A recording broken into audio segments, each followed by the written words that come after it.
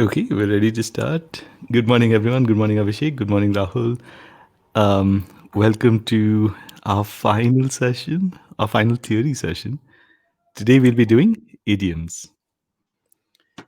Now, idioms are going to involve a lot of very small discussions. Let's get going with idioms that start with the letter A. So first of all, let's look at the word ability, right? So ability. Now, ability is normally followed by the infinitive form. So that would be to. So, for example, if I say he has the ability to do something, right? He has the ability to do something. But you don't normally say ability of plus ing form. So that means you don't say he has the ability of doing something or that he has the ability for doing something. So when you try to use ability, it's normally the infinitive form that's used after ability. It's not normally ability of or ability for plus a gerund. Gerund is that ing form. Okay, so that's the first one. Now let's take a look at affect. Affect is normally supposed to be used as a verb. It's not normally supposed to be used as a noun. Let's take an example of what this means for us. So, for example, if I say something like, this affected me, right? This affected me. That is affect used as a verb. So, that is, of course, normal. We use that very often. What we don't want to say is something like his effect on me. So, we don't want to say his effect. That would not be correct. All right. So, very quickly, just to kind of get back to where we were just a minute ago, we were discussing affect, and what we were saying is use affect as a verb, but try not to use affect as a noun. So don't say something like his effect on me. The word we're actually looking for is effect. So his effect, but not his effect. Affect is actually I think it's a technical term in, uh, I'm not sure, psychology maybe? I'm not sure. So affect is something completely different as a noun. So affect as a verb is perfectly okay, but affect as a noun, no, we don't want to use it as a noun. The next one is aggravating. Aggravating, when you say something aggravates, like something aggravates the situation, aggravates means make it worse. So go from bad to worse. So aggravating can mean that. But if you see it used in an option, aggravating also carries this secondary meaning of annoying. Like if you say that this is aggravating, makes it sound as if you're saying this is annoying. So that's something we need to watch out for.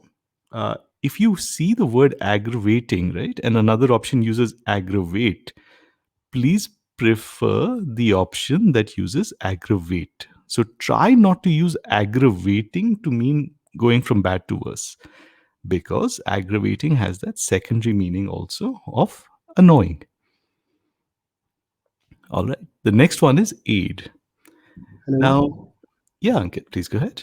Yes, in most of the questions I've seen that aggravate is followed by to. Is it correct? Or in many questions, Aggravate yeah, is followed by to. yeah. Can you give me an example? Like if you remember one? I don't remember exactly, but I've seen in two to three OG questions. I think so.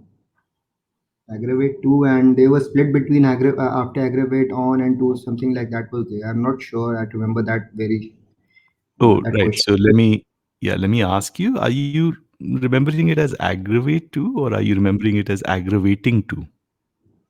That's a difference. Aggravate, aggravate two. Aggravate to. Yeah. This, I think you'll have to get back to me with the question that you saw this on. So aggravate, as far as I know, is not normally used with to.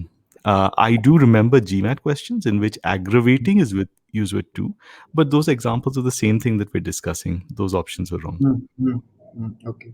Okay, so if somebody says this is aggravating to me, That's a Mm-hmm. not a very good way to say whatever we're trying to say. It'll actually end up meaning, actually, the way I used it would actually end up meaning that we are saying this is annoying, Mm-hmm. which is not the way it is used in the, at least the intended meaning of those options. So the intended meaning of those options is going from bad to worse. So we generally do not want to use aggravating for that. It is not impossible, but if you see an option with aggravate, please do go for the aggravate option. Okay. Okay. Awesome. All right. Also, I see that in the meantime, Ankit and Ujali have joined us. Good morning, guys. Now, just to give you a broad picture of what we're discussing today, firstly, so today is the last theory session. Uh, Secondly, today's session is on idioms. Now, what we've discussed about idioms is there are a few, let's say, defined issues that we definitely want to memorize, right? And when I say few, there are quite a lot.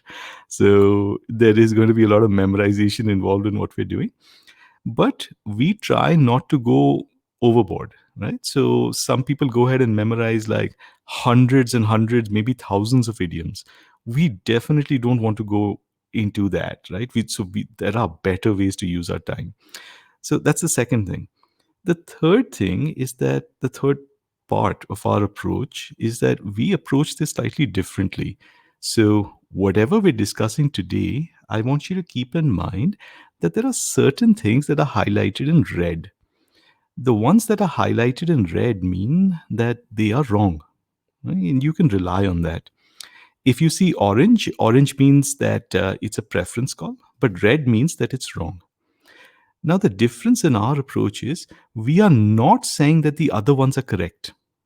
So, for example, let me, um, like, let's say I have two things, right? So, for example, I have given you two things. One of them is highlighted in red, and the other one is not. It's just normal text in black. The red means that it's definitely wrong. The black does not mean it's definitely correct. It just means it is a possibility. So think of it this way: if you see a red usage outlined over here, it means it is outside. It is just outside our view of what is correct. So it's wrong, right? You can put an X mark next to that. But the others are just possibilities. It means it's one way to use that word. It does not mean that it's the only way to use that word, or you will never see anything else on your GMAT. It just means it's a possibility. So, again, this comes back to the fact that we generally tend to prioritize elimination over selection. So, when you get into a question, right, I don't normally want you hunting for, let's say, the structure that you think will be correct and then trying to find that structure. Instead, try to find structures that you know to be wrong and then try to remove those options. So, yeah, that's just a brief overview of what we're doing today and how we're doing idioms.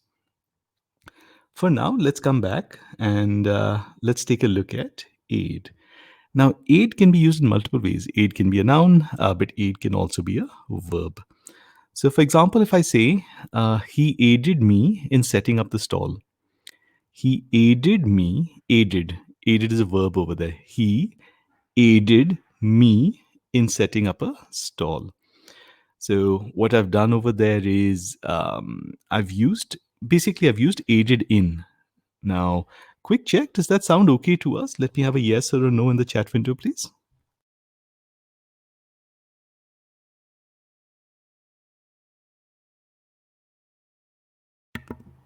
Okay, Ankit, Abhishek, and Rahul are comfortable with this. Ujali, aided in. I don't, sorry, I didn't understand this. Right. So if I say that, someone helped me to set up a stall, right? Hmm. And instead of saying he helped me to do something, I say he aided me in setting up the stall. Does that sound okay? Yeah. Perfect. So that usage is absolutely fine. So aid is a verb followed by in, absolutely acceptable. Now, when we say something like try to combine, right? So when you say I helped someone to do something, you try to combine that with aid and say he aided me to set up a stall, right? My personal recommendation is treat that as a level 3 error. Other people believe it's a level 1 error. I think maybe we should keep it as level 3. But the point is, it's a problem. So if you see an option with aid in and you see another option with aid to, I would treat that as a level 3 split, that the aid in will be a better option than aid to. Look for other issues like level 1 and level 2 issues, but otherwise, aid to, try to remove that option. Um, can you Mhm. give an example for like the second one? Normally only a noun or in after it. Right. So what that means is if you use aid as a verb, right? Mm-hmm. So for Then example, we if I can have say, in. yeah, if I say she aided the recovery, then Hmm. what do we have? We have only a noun after aid. Yeah.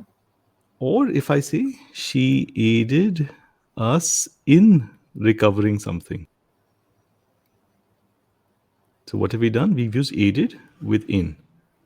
So those are how we would normally, those ways are how we would normally expect aid to be used. So either with only a noun after it or with in also. Okay. Okay. Got it. Got it. And the third one, for example, if I say she aided us to recover something, that is almost certainly wrong.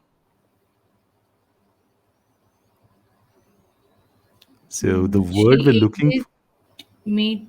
Wait. Sorry. she She aided aided us to do me. something. Uh huh. She Okay. aided us to recover something. Right? What's happening there is what we're probably trying to say. She helped us to do something, not she aided us to do something. So we've kind of combined two different idiomatic structures, and we've ended up with something that's almost certainly wrong. Okay. Awesome. All right. The next one is although. Now, this one we've discussed before, but let's quickly take a look at it again. You can, if you are describing the subject of the independent clause, then within the dependent clause, you don't have to have the subject and verb. I mean, explicitly, they can just be implicit. So you can say, although stunning, the Niagara Falls, right? So this is absolutely fine. You don't have to say, although they are stunning, the Niagara Falls. You can just say, although stunning, the Niagara Falls, right? So what we discussed there is if you're describing the subject of the independent clause, then back in the dependent clause, you don't have to explicitly mention the subject and verb. But then we also discussed that if you have the wrong subject, so for example, I can't say, although stunning, we looked at the Niagara Falls. Right? That would imply that we are stunning, not the Niagara Falls. And the other thing we discussed is that you don't want to do this when the although is in the second half of the sentence, like after the independent clause. So you can't say we looked at the Niagara Falls. The Niagara Falls are um, a popular tourist destination, comma, although stunning. So you don't want to say the Niagara Falls da da da are something, comma, although stunning. So you don't want to do this understanding away of the subject and verb when although is after the independent clause, but you can do it before. So if it is before the independent clause. Quick check. Is everyone comfortable with this one? Hello. Yeah, Ankit, please go ahead. Yes, I'm comfortable with this one. I just wanted to ask is despite because despite has to be followed by a noun, right? So if I have an independent clause, then comma, then after that we have a despite stunning. So is it possible? Yeah, absolutely. So what you're looking for there is despite is slightly different from although. Although is a subordinating conjunction. Despite is a preposition. In fact, that gives me an idea. Maybe I could put despite. So I don't have despite in this presentation, but maybe I could consider adding it at some point. I think that's a good idea. Anyway, I digress. The point is, despite is a preposition. So despite will be followed by a noun or a gerund, which is slightly different from what you're seeing happening over here. So although it's a subordinating conjunction, it is always followed by a clause. The difference is that sometimes the subject and verb in that clause may not be mentioned. When will Hmm. they not be explicitly mentioned? When you're describing the subject of the independent clause after the although dependent clause. Okay. I'm not sure I've Yeah, answered your question though. Just check. Is yeah, that so, what you were asking? You answered the question, but stunning is also gerund, right? Stunning is a gerund, but not here, not after although. So after although it looks like it's a gerund, but it's not because although is not a Hmm. preposition. Although what is literally happening here is the subject and verb have literally just been understood away. As in, you are telling the reader, look, I expect you to understand that I have put a subject and verb there, but I'm not putting a subject and verb there. But I expect you to understand that they're there. But remember, don't worry about this. You don't have to worry about the classification of the word stunning, right? But do remember how it is applied, that this can be done. Okay.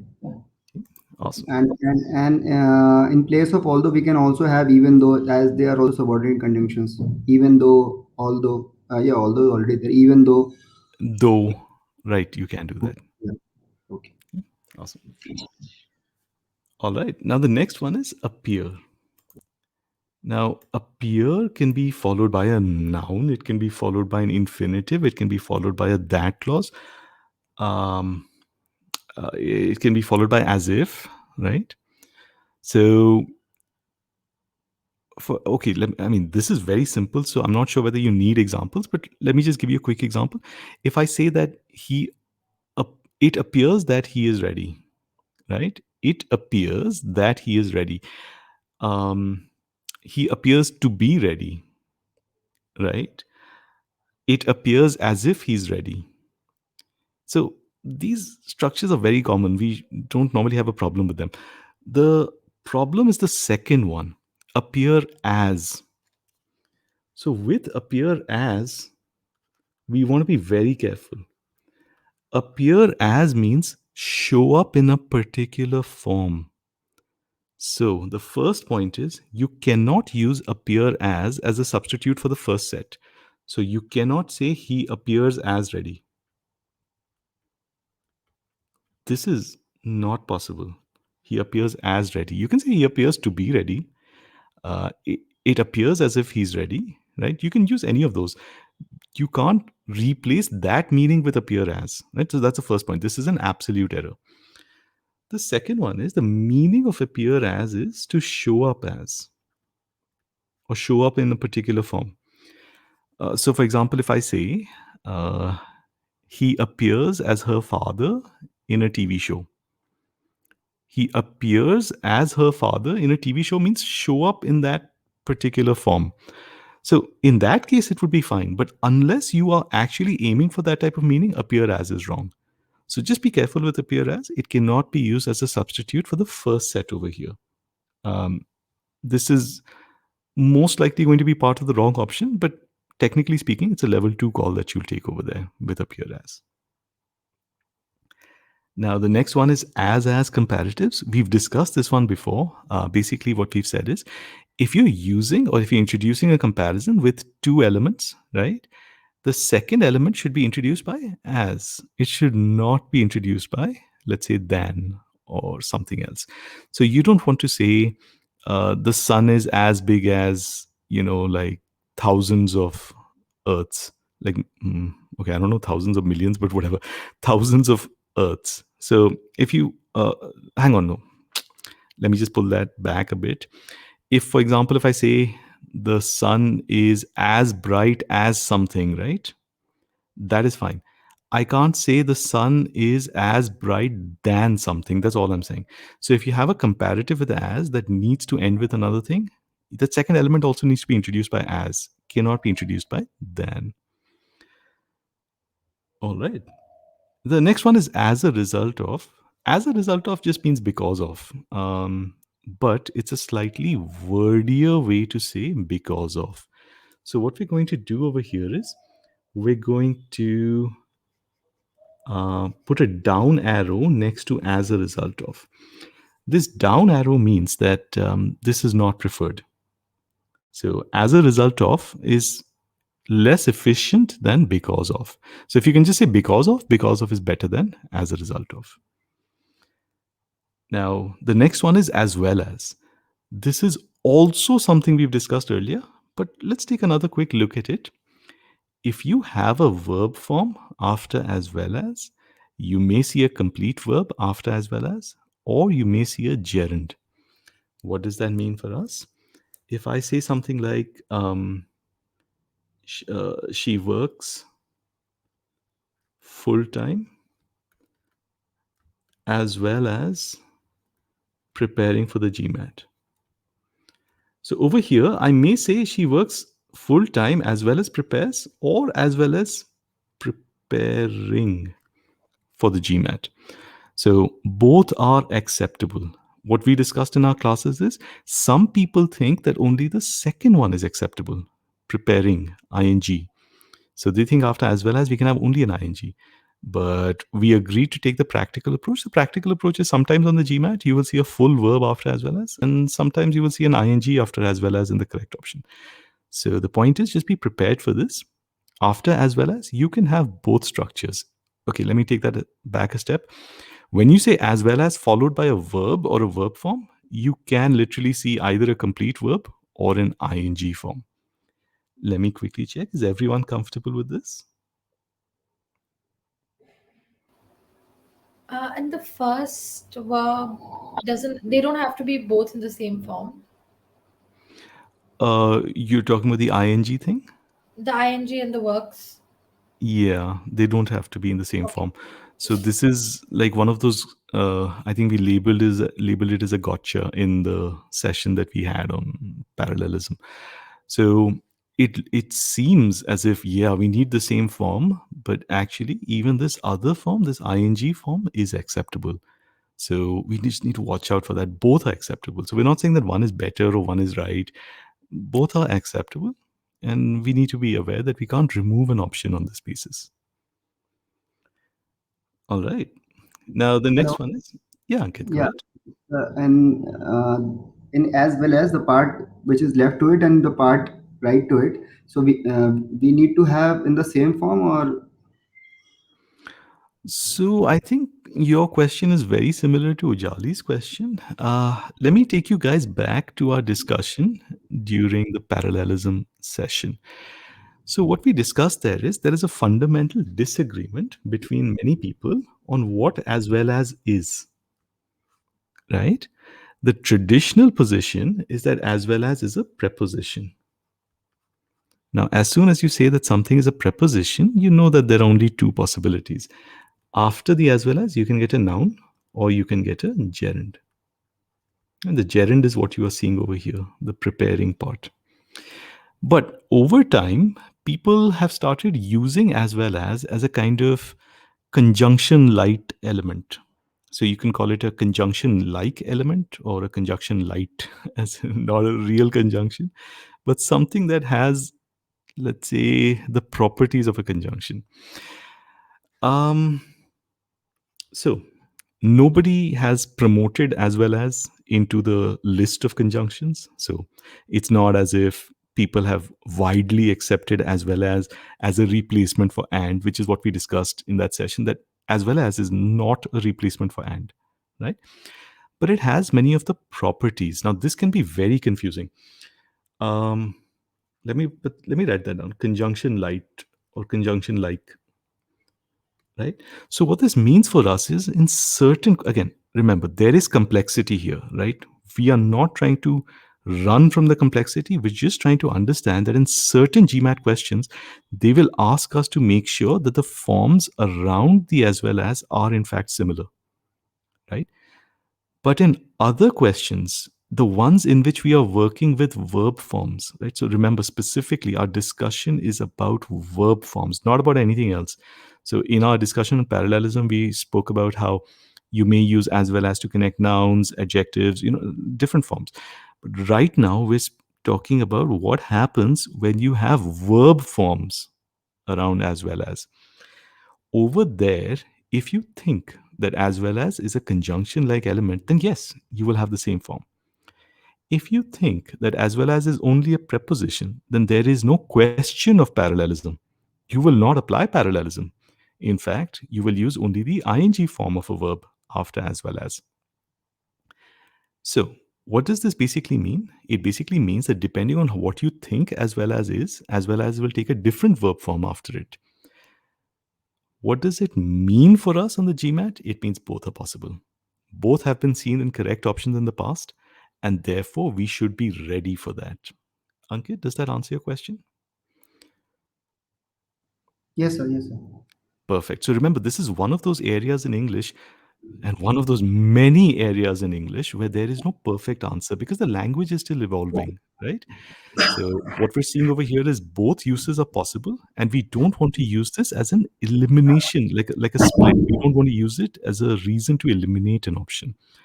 That's the point that we were discussing. Don't assume that after and as well as, if you see an ing, that it's not parallel, it's wrong. No, don't assume that. It is okay. And you should not remove that option. But it has to be gerund, right? Because as well as if it is functioning as a preposition, then it should be followed by a noun or gerund, right? Hold on. So again, let me be very clear. You may see a complete verb after as well as, or you may see Hmm. that ing after as well as. Both are fine. Remember, Okay. this is not a yes no situation in English. It's fluid, right? So both That are is, yes, both are possible. That's the point we're discussing. Don't use this to remove an option. all right. Awesome. All right, the next one is the word attribute. Attribute, you can attribute something to something, right? So attribute followed by to as a preposition. Uh, so attribute, you can say this has been attributed to him or to her, but you cannot say someone has been attributed as being something. So we don't want to say attribute as plus ing form. We also don't want to say attribute x with y. So directly attribute x to y, but don't attribute x as y or attribute x with y. We've seen this in, I think, maybe one or two questions um, till now. But yeah, the basic bottom line over here is attribute something to something, but not attribute it as something or with something. All right, now let's move on to B. Now, the first one we're going to discuss in B is because versus since. Now, this is going to be a very quick discussion. As we've discussed earlier, sometimes people hold certain positions that are just not correct. One of those positions is that the GMAT cannot use since to introduce a reason for something. First of all, let's be very clear, there is nothing like that. The GMAT can, and in fact has, used since to introduce the reason for something. So we definitely don't want to say that since is impossible. Since is absolutely fine. The only thing we'll say over here is if you have a direct choice between because and since, try to prefer the because option because the since can also carry a time meaning. So since may be a little confusing, as in little ambiguous, sorry, not confusing, ambiguous. But there's nothing inherently level 1 about it. At most, it's a level 3 call. Now, the next one is because of.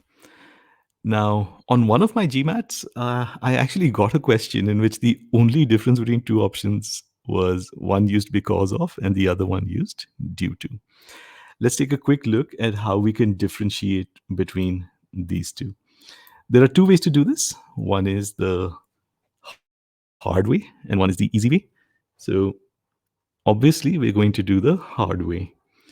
The hard way, and this is a very famous example, the match will be cancelled. And then you need to choose between because of and due to. And after that, you have rain. Full stop. The match will be cancelled because of rain. The match will be cancelled due to rain.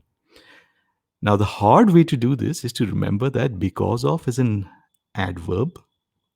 I mean, it's a preposition, but it acts as an adverb. And due to is a preposition that acts as an adjective.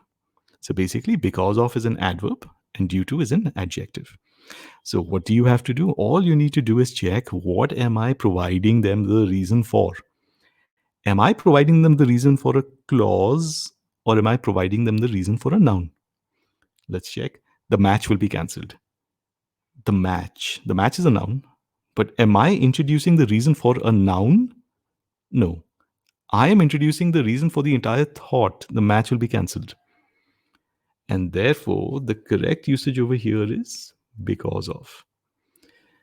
Now, just take a second, make sure you're comfortable with how we got to the answer. Do not do this by sound. If you try to do this by sound, you may get it wrong because in informal usage, due to has pretty much become a replacement for because of, right? So the point is, don't do this by sound. Don't just go by, hey, oh, the match was cancelled due to rain, sounds fine. No. Remember, due to, if you're providing the reason for a noun, because of, if you're providing the reason for a clause. So because of is like because, right? Because also provides the reason for a clause. The same thing. So because of provides the reason for a clause, due to provides the reason for a noun. If you want to use due to, you should say the cancellation of the match will be due to rain. The cancellation of the match will be due to rain. Then what happens is you have a noun over there. We'll come back to due to in a bit, but firstly, I just want to quickly check. Are we comfortable with what we did with because of? Ankit, okay, Rahul. Yes, go ahead. Sir, I have one question, sir. Mhm. That in many what we say in forums, I've seen that due to can be replaced by caused by. So is it correct? It's absolutely correct. Yes, that is the shortcut. So what we did right now is the hard way to decide. That is the easy way to decide. We will Okay. definitely want to cover that in a minute, which you're absolutely right. Okay. Ujali, go ahead. Oh, okay. Uh, Ujali, question or No, no, no. Sorry. yeah, no problem. All right. Now let's get to being. Now, the word being is infamous on the GMAT because it is an example of exactly how we should not be doing sentence correction. So, the history behind this is a long time ago, some instructors noticed that they found being in only the incorrect options. From that, and remember, the questions that they saw were only the questions that had been released by the GMAT, right? So it's not as if they had access to all GMAT questions ever. So what they started saying is being is wrong on the GMAT, right? So just from whatever number of questions they had in front of them, right? And the number is not huge. They just said, okay, we've never seen being in the correct option, therefore it can never be correct. This is a very risky approach to take in anything. That just because I've never seen it, it can never happen. Because being is just a word in English. It's not special in any way. It's just a word, and any word can be used correctly or it can be used incorrectly, and that is what being is. It is just a word in English. So, in case you've come across any advice on being, because it's literally so infamous in the GMAT prep industry, just remember, it's just a word at the end of the day. So our approach is going to be completely different. We're not going to say that, hey, look, being is wrong, remove it. We're just going to say it's a word. Let's discuss some of the ways in which it can be used, right? So that at least we know how it is normally used in English. If we see something outside that, then maybe we can take a call. But we're not going to go ahead and say that being is wrong, right? That's it. That's just absurd. It's like saying that because is wrong. Obviously, because is wrong in certain situations, but would you ever say that because as a word is wrong or it's impossible on the GMAT? No, right? The same thing applies to being. Let's start. Being as a noun. Oh God, this one is so amazing. I you know, being as a noun literally means a creature, like a human being. And this thing against the word being is so strong that once a student came up to me and asked me, how can I mark this option correct? The option said human being, right? And the student was like, it has the word being in it. It must be wrong. That is so massively absurd that I can't even explain it.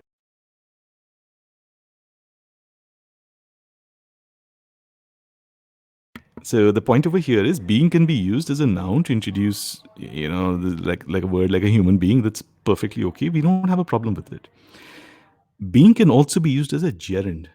So, for example, if I say something like, uh, being rude is unacceptable, right?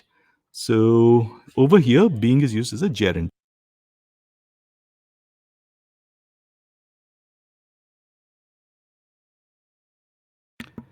So, so those were the first two: being as a noun and being as a gerund. Being can also be used as part of a verb. Now, this is nothing different from what we've discussed under modifiers. So, if you remember, under modifiers we did ings, right? If you remember, we did these ing structures. So we said that ings can be different things. Like they can be noun slash gerunds, they can be participles, they can be prepositions, right? So being is no different. It's just an ing at the end of the day. So being can be a noun or a gerund. Let's club them into one category. Being can also be a present participle, in which case it can be part of a verb. Now, if it is part of a verb, there are two meanings that being gives us. So, being can be used to form the passive of the continuous tense. If you try to make any sentence in the continuous tense, right? Any active sentence like he is solving a question, this is continuous tense. ing, right? Is solving. There's a process involved. If you try to form the passive of this, you will find that you must use the word being. So the passive version will be the question is being solved by him. So anytime you form the passive of the continuous, you get the word being. And this is one of the reasons that we want to watch out for the word being. So if you see the word being and it seems to be introducing the passive, then that's a level 3 call. Why? Because passive is generally not preferred. The passive voice is generally not preferred on the GMAT. So it's not that we're saying being is not preferred. We're saying that being may be used to introduce the passive meaning, and the passive meaning is not preferred. And therefore, in those cases, we will not prefer an option that uses being. Being can also be used to indicate temporary behavior. So I think something like this: he is being rude. He is being rude. He is being rude means as of now, not that he is always rude. So he is being rude means we're looking at temporary behavior. Again, there's nothing wrong with the sentence. If that's the meaning that your sentence wants, go for it. But it's unlikely that the GMAT will be talking about temporary behavior. So it's not something I would expect. But again, it's not wrong. And the last one is being as a modifier. Now, if you say something like this, the question being solved is a tough one.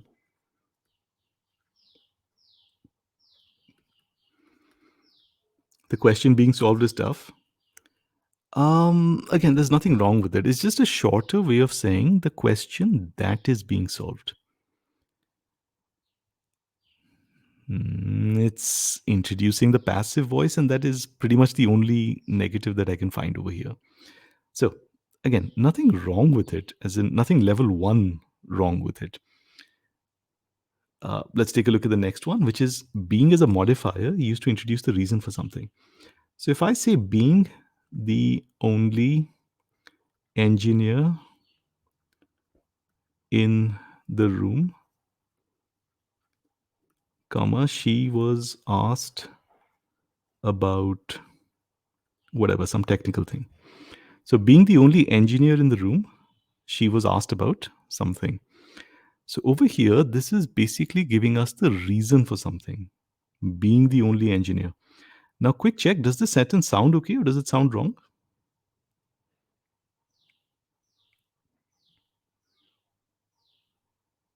Yeah, I've got 3 confirmations, 4 confirmations. Perfect.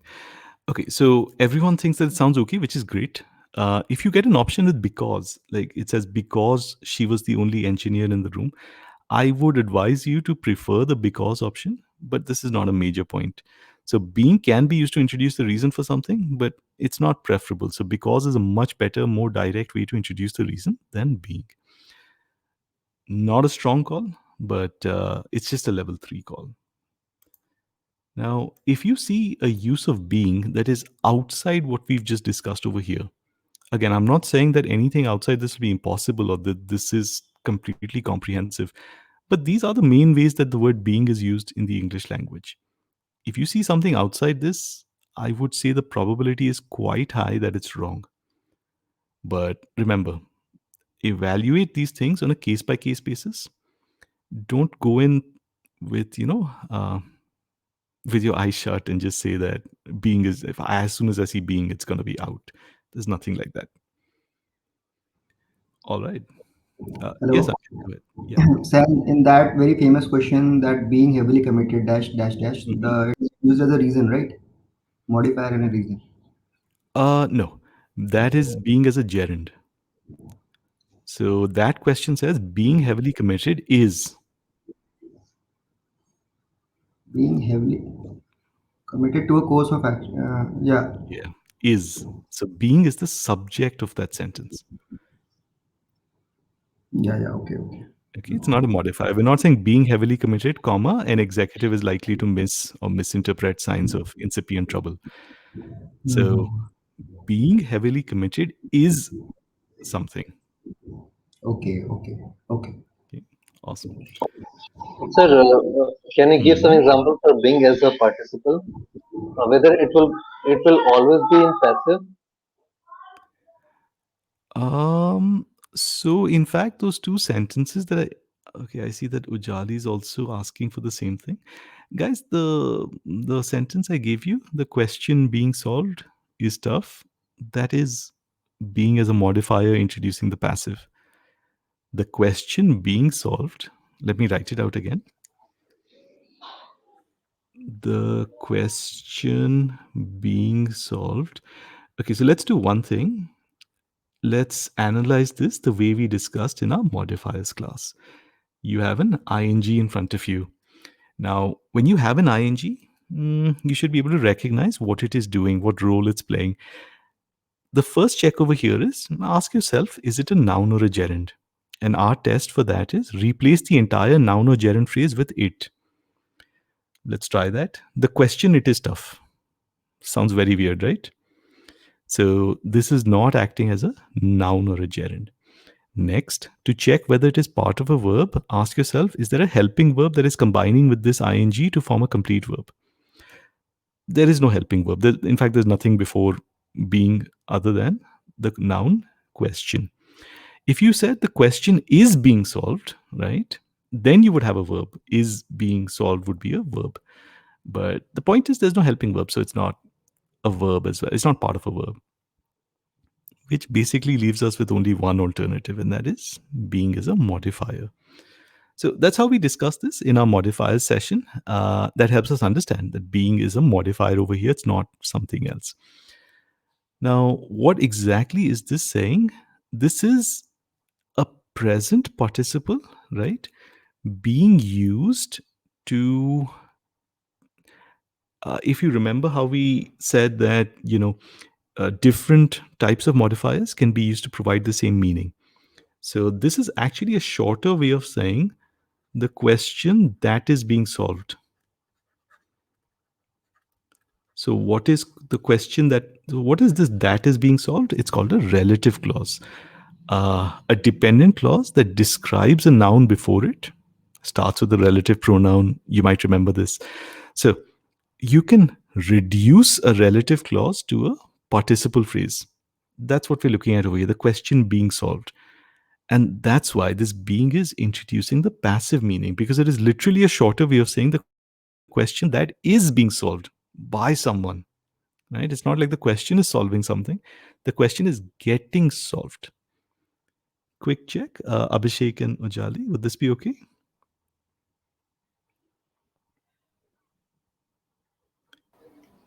If the, yeah, I understand it in this, the Hmm. question being solved is tough, because it's sort of describing, sort of like we're getting to know something about uh, the question that is being solved. Sorry, I don't think I put that correctly. But no, No, we're getting basically some what I want to, information about the question. sorry, yeah. But if I write a question is being solved by him, then I'm not getting any information about the question, right? So here is, it's a verb, and also it's preceded by is, so it'll be part of a verb.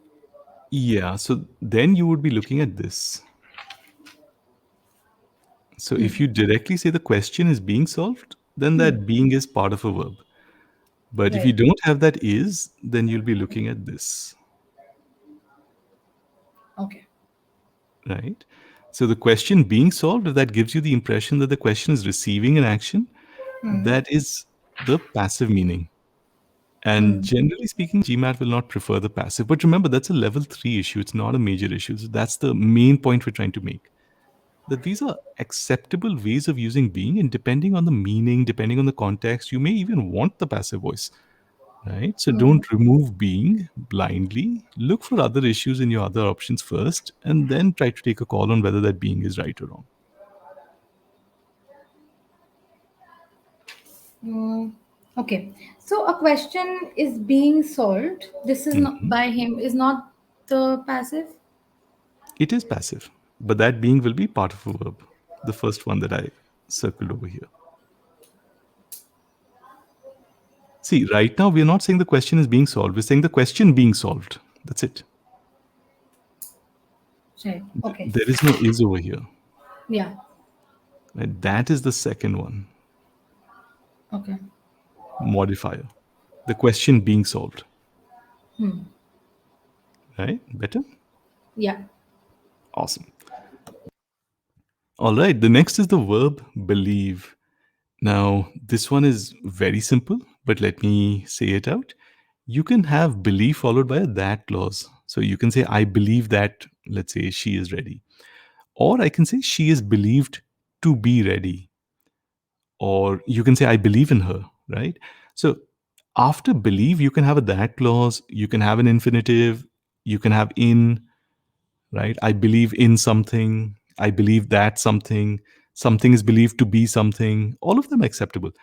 We can't use as over there as a replacement for any of these. So I can't say she is believed as ready. So this one is something that we don't normally have to think too much about because it's obvious. She is believed as ready would never be okay. Even though you can say all the earlier ones, you can't say this. So this one is very, very straightforward. Quick check. Is everyone comfortable with this one? Yes. Excellent. Now, the last one over here is also very straightforward. The word both. Now, you can use both alone if you want, right? But if you want to combine it with something, that something should be and. It should not be as well as. So you can't say, I like both pizza as well as donuts.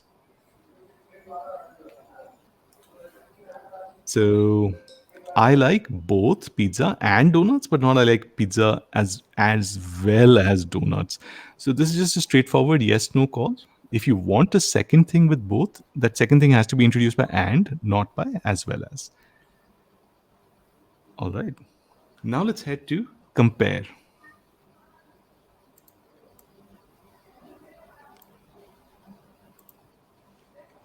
Now, when you're looking at the verb compare, right, we'll discuss how compare with and compare to are normally used. But before we have this discussion, just remember, this is not on the basis of anything that the GMAT has said. This is on the basis of what is generally accepted in English, but I've never seen this being used as the reason to remove an option on a GMAT question. So we're going to discuss it, but try not to use it. That would be my advice. All right, that said, let's get going. Compare with is for actual comparisons. I mean, both are for comparisons, but let's say compare with is for serious comparisons, whereas compare to is for exaggerations.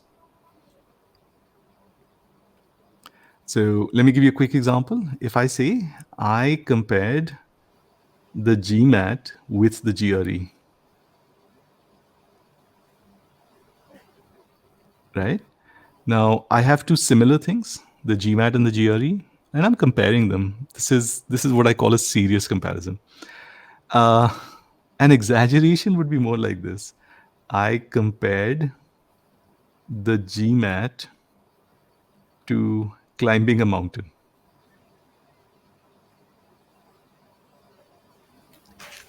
So when we say compare to, right, you compare something to something else. What that means is you are exaggerating it to have, to introduce some sort of effect. Like Just that exaggeration itself. You don't actually mean that the GMAT is the same thing as climbing a mountain. You're just using that for effect. So I compared the GMAT to climbing a mountain. You would not normally say I compared the GMAT with climbing a mountain. It's not a serious comparison, right? So that's the difference between compare with and compare to. But although you should be aware of it, it's not something you should use as an entry point. So if you're left with this and not left with other, so as I said, level 3. So use it after you've already finished looking for level 1 and 2 issues. If you can't find those, then come down to something like this. Quick check. Is everyone comfortable with this one? Yes. All right. Ujali's confirmed, Abhishek's confirmed, Rahul's confirmed, and Ankit's also confirmed. Awesome. Okay, now the next one is consider. Consider can be used with a noun after it, but the point we want to discuss is the next one. Consider XY. I consider you a friend. You know, what's happening here? I consider X, Y directly. I consider you a friend. Now, what's happening here is and I want you to understand what's happening here. The actual construction is I consider you to be a friend. This is the actual construction. And the to be part is just getting understood. It's not being explicitly included in the construction. But these two are literally the same. I consider you to be a friend. I consider you a friend. Now, before we go any further, let me just check. Which one sounds better? The first one or the second one? The first one has the to be in it. The second one doesn't have it. Abhishek and Ankit are going for the first one. Rahul and Ujali, what do you think? Just gut reaction. This is not a I'm quite indifferent actually. It depends on, like, I would say anything. right. And Rahul, what do you think? So naturally, while speaking, it always comes out to be the second one. Got it. So, that's the interesting point. Both are the same sentence, actually. They're exactly the same. It's just that in one of them, we are understanding the to be, and in the other one, we're not. Which is why I want you to just think of this as a down arrow over here. Consider X to be Y. Down arrow just means do not prefer it. And why are we not preferring it? Because consider XY is a shorter version of the same thing. Right? Now, just to be very clear, a lot of people say that consider X to be Y is wrong on the GMAT. But I want us to understand that wrong is not as absolute as it sounds. Consider X to be Y is literally just a slightly longer version of the same thing. Consider XY. So if you come across that advice anywhere, I think now you're in a better position to appreciate that maybe it is not an absolute error. Right? Now the next one, consider X as Y. I consider you as a friend. This is very rare. But again, it is possible. So what we're going to say is level 3 call. We try not to mark this kind of option, but it's not as if we consider it an absolute error. Quick check. Is everyone comfortable with this? Ankit and Rahul have confirmed. Abhishek's confirmed. Ujali? Yes. I just want to clarify in the previous one where we said consider XY, you said that the to be is the preferred version. No, I said it's better without the to be because the to be just introduces extra words, which makes the construction wordier. Okay. So that's the down arrow that you see. Down arrow means not preferred. I can't see a down arrow, but okay. Hang on. Is my writing still not Oh, of the no, no, no. examples that I've been Okay. writing? Oh, no, no. Okay, I was looking for it next to the example. You've written it next to the yellow part. That's fine. Okay, thank God. So in the beginning, I was facing those hardware issues, and I thought maybe that was still happening, and you guys are not able to see the examples that I'm writing. Fair enough. All right, now let's carry on. Next is the verb credit. Now, see, credit can be a noun as well, right? For example, whenever you speak about credits and debits, right? Credit can be a noun. Credit can also be a verb. So when you say X is credited with something, right? So, for example, you can say Einstein is credited with something. Albert Einstein is credited with something. Now, that something can be a noun or it can be a gerund. So, for example, I can say the achiever is credited with the achievement, right? So, with a gerund, I could say something like Einstein is credited with developing the theory of relativity, right? So, what we have over there is that ing form after with. He is credited with developing something. Or I can say the theory is credited to Albert Einstein. I can flip it around, right? What I don't want to say is Albert Einstein is credited as developing the theory of relativity. So that last one that you see in red, that is wrong. So you cannot say Einstein is credited as developing the theory. You can say he is credited with developing the theory, but not as developing the theory. Quick check. Is everyone comfortable with this?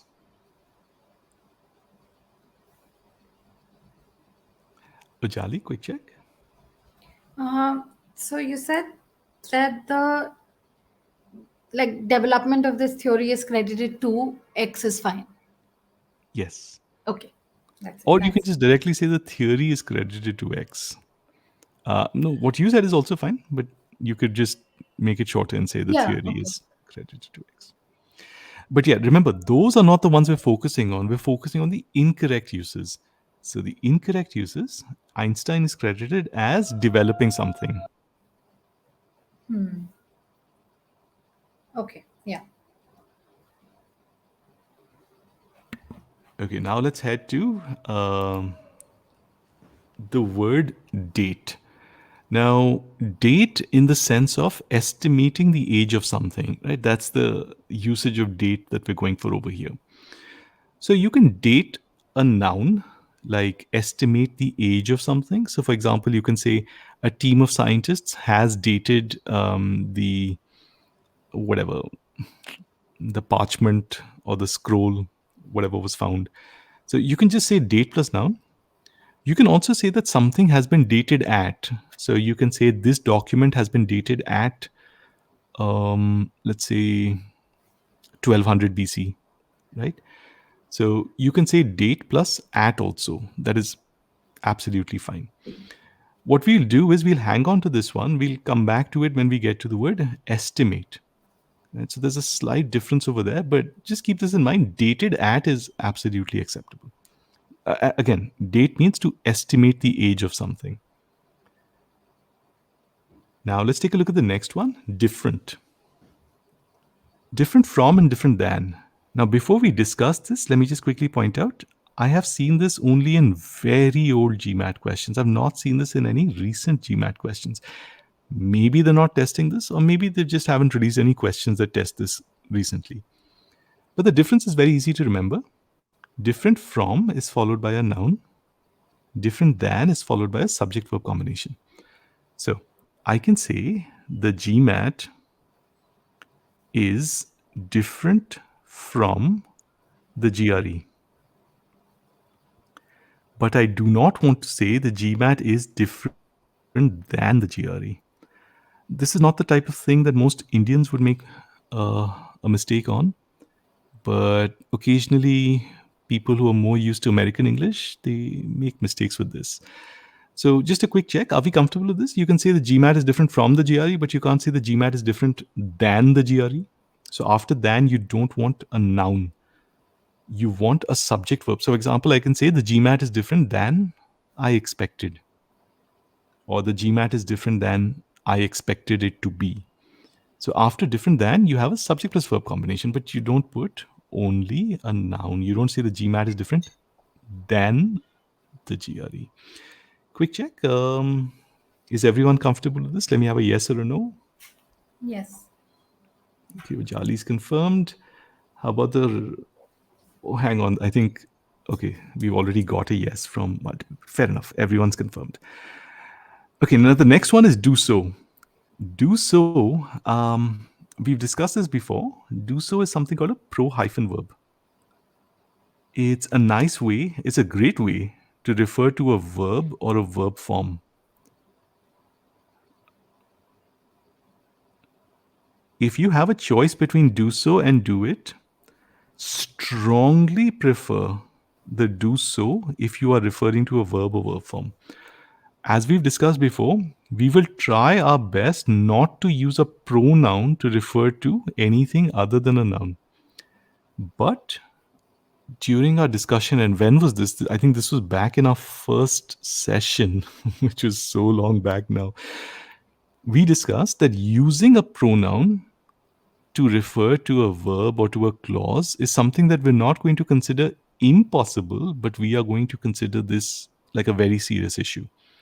So this is a very, very strong level 3 call for us. It's not level 1, but it's a very strong level 3 call for us that using a pronoun to refer to something other than a noun is strongly not preferred. Quick check. Is everyone comfortable with this? Sure, Abhishek. Let's take a very quick example. If I say, I asked you to solve a question, right? No, actually, that's not a good example, because if I say I did it, then did it is fine because the it is pointing to the question. Let me give you another one. I asked you to erase the board, right? I asked you to erase the whiteboard, whatever this thing is. I asked you to erase the board. Erase is an action, right? So you don't want to say I did it. I did it might sound like we're saying I performed the board, which is not the intended meaning. What you want to say is I performed the action of clearing the board. So I asked you to erase the board. As an action, we'd want to use a pro-verb, not a pronoun. But again, I don't want you to treat this as a level 1 issue. Treat it as a very strong level 3 issue. Quick check, Abhishek, better? Awesome. So if you're trying to refer to an action, right, like a verb or a verb form, try not to use a pronoun to achieve that objective. All right. Now the next one is due to. So we were just discussing due to a while back, and this is where the point that Ankit raised comes up. The shorter way to decide between because of and due to is to just replace the due to with caused by. So let's take that sentence again. The match will be cancelled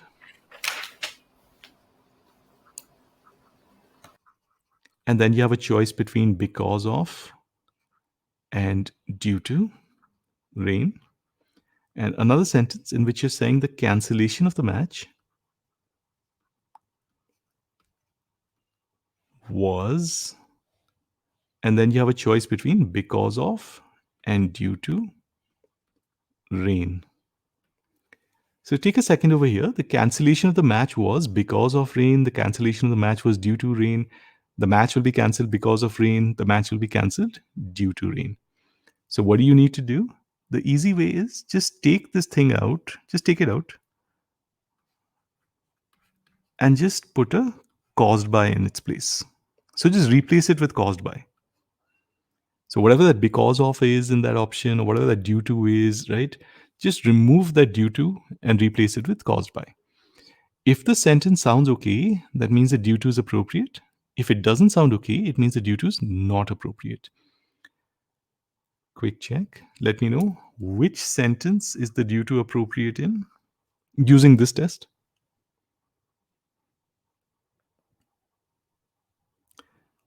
Okay, I've got a couple of answers for one. Let's say this out so that everyone can see the same thing. The cancellation of the match was, and now you insert caused by. The cancellation of the match was caused by rain. Sounds okay. But the second one, the cancellation of the match will be, the second one is the match will be cancelled caused by rain. That doesn't sound okay. So you would not normally say something like this. The match will be cancelled caused by rain. But it's perfectly okay to say the cancellation of the match was caused by rain or will be caused by rain. So in the first one, the caused by is appropriate, but in the second one, it's not. That means due to is fine in the first one, but it's not okay in the second one. Let me just quickly check. Ankit, Abhishek, Rahul, Ujali, are we okay with this one? Yes, but before we move on to the next, I just want to go back to the do so versus do it. Uh, could you just give me one example again, please? Yeah, sure. So let's say somebody asks you to drive a car, right? Hmm. So would you normally say I can do so, or would you normally say I can do it? I'm just trying to get an idea about what feels better to you. Well, if you're asking me, can you drive a car? Hmm. Then I'd say yes, I can do it. Right. So right now you're going by sound, right? Yeah. If somebody says, "Did you finish the, let's say, whatever, project or something?" Right? It's very natural to say, "I did it," right? Yeah. That's because in our everyday usage, we've become used to using pronouns to refer to things other than nouns, Mm-hmm. Hmm. right? But on tests like the GMAT, they do test even these small, small things, Right, right? and we So, already know that a pronoun it to refer to something other than a noun is not preferred. strongly not preferred, Yeah, right? is strongly not preferred. Hmm. But basically, I wasn't sure how the do so will be used in a longer sentence. Like Um, I'm answering a question, so I like you just asked me a question and I answered it, and so I mhm, understand the difference between do I did so or I did it, but I don't mhm. understand the usage in like a bigger sentence or like like a longer sentence. A longer sentence will just be a collection of smaller elements. So, in a situation where you're trying to refer back to a verb or a verb form, generally Hmm. speaking, if you see a split between do so and do it, I'm Hmm. pretty sure the do so option is one of the do so options will be correct. Uh-huh. Okay.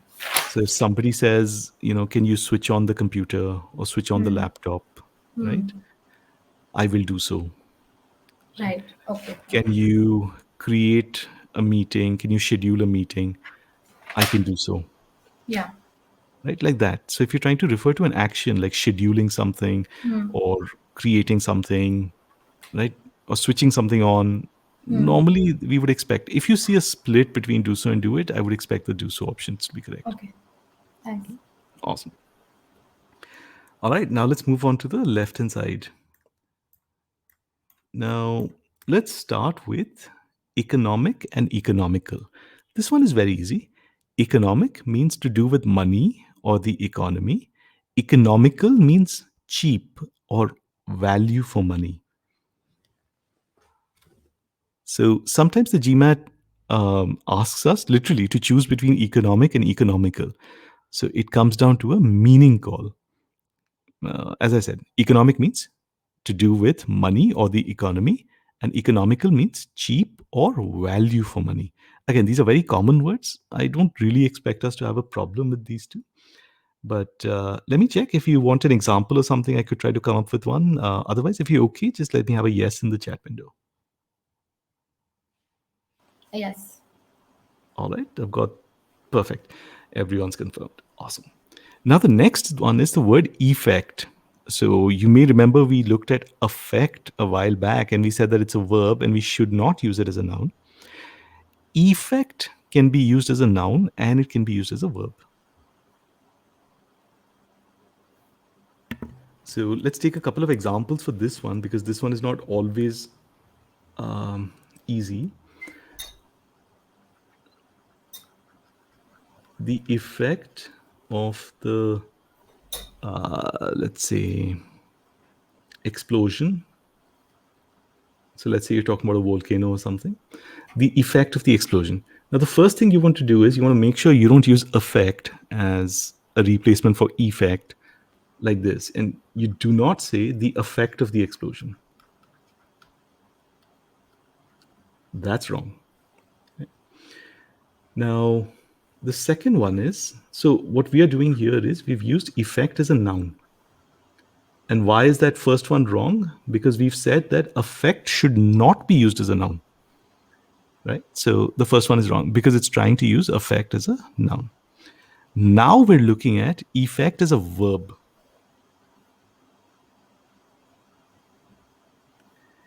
Effect is a verb. Let me give you an example. If I say the country has effected its policy, its new policy. Now, effected. Okay. Firstly, before we go any further, just quickly check.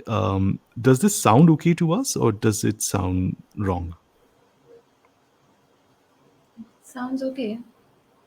Fair enough. It's basically saying that it's brought some, like the country has brought something into effect. Correct. But quick check. Is everyone okay with this?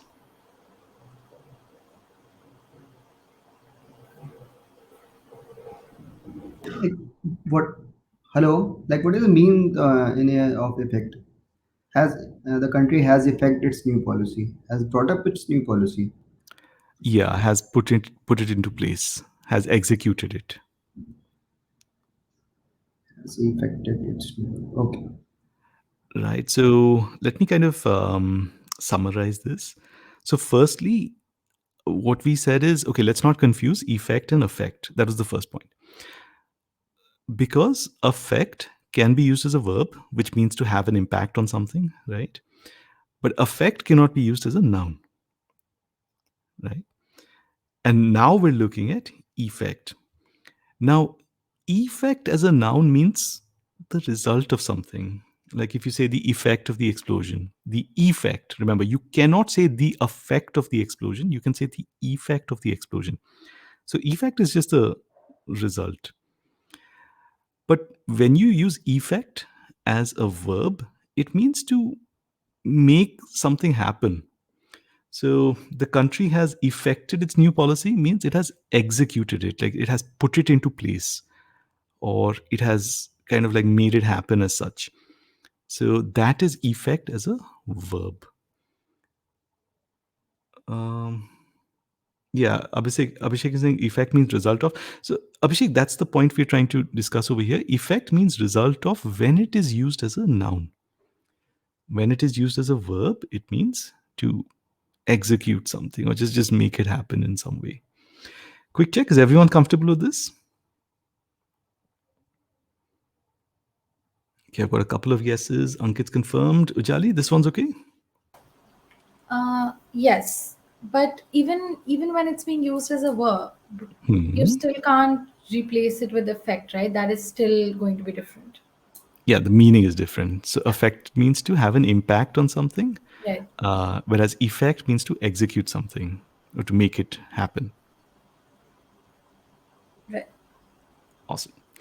All right, the next one is the word estimated. And this is very close to what we were just discussing about date, because sometimes you will get a split between these options. Some questions will test you on estimate, some of them will test you on date.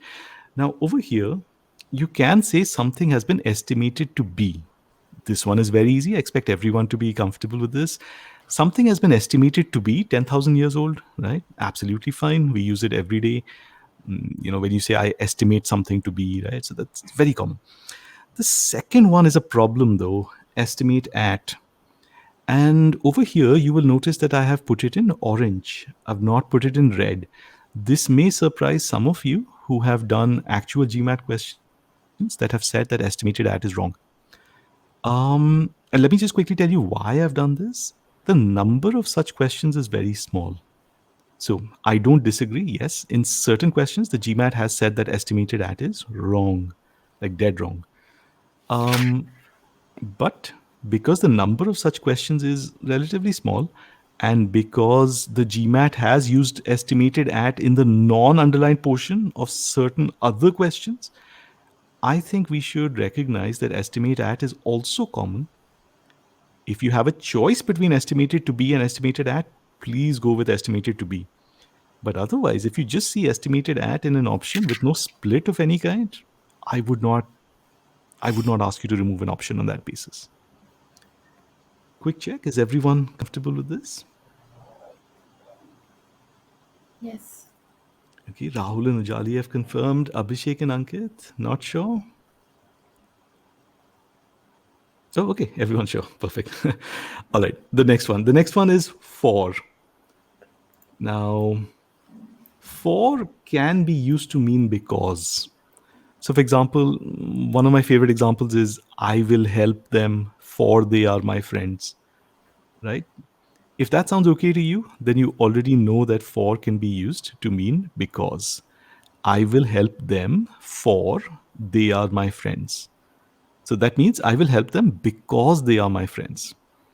Now, if that does not sound okay to you, then you might have to make an effort to memorize this. If it sounds okay to you, then no extra effort required over there. The next one is forbid. Forbid, you can forbid someone to do something, right? What you don't want to say is forbid someone from doing something. And my apologies, I should have put that up in the presentation. Basically, this is related to prohibit. We'll come to prohibit in just a minute where we'll review this. So don't worry about this. We'll come back to this point. So forbid and prohibit are kind of related to each other. We'll just look at prohibit in a minute. The next one is very easy. From. You can say from x to y, but if you see a split between from x to y and from x up to y, please don't go for the second one. So from x up to y is highly suspect.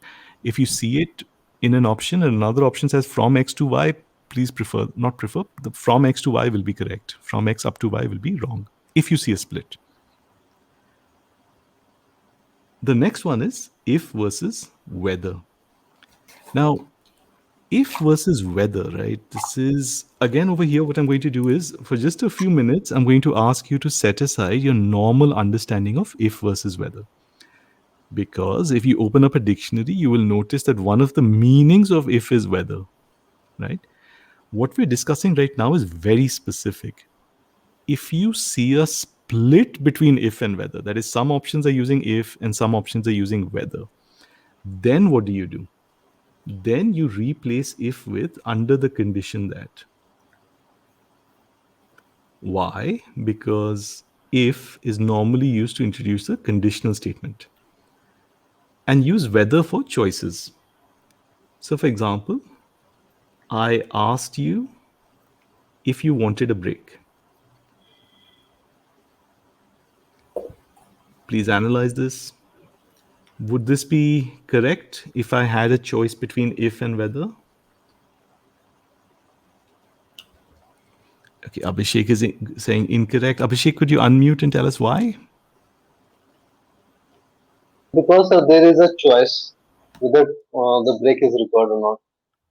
That is correct, yes. And the other way to do this is replace the if with the statement under the condition that. So I asked you under the condition that you wanted a break. No, you wanted a break is not the conditional statement. It is literally the thing that I'm giving you a choice on, right? So I asked you whether you wanted a break would be the appropriate usage over here. Quick check. Ankit, Rahul, Ajali, are we comfortable with this one? Okay, Rahul and Ankit have confirmed. Ujali, just take a look, see if you're comfortable with this. But the test is only to replace if, right, and not whether. Yeah, so if that under the condition works, then that if is correct. If it doesn't, then the whether will be correct.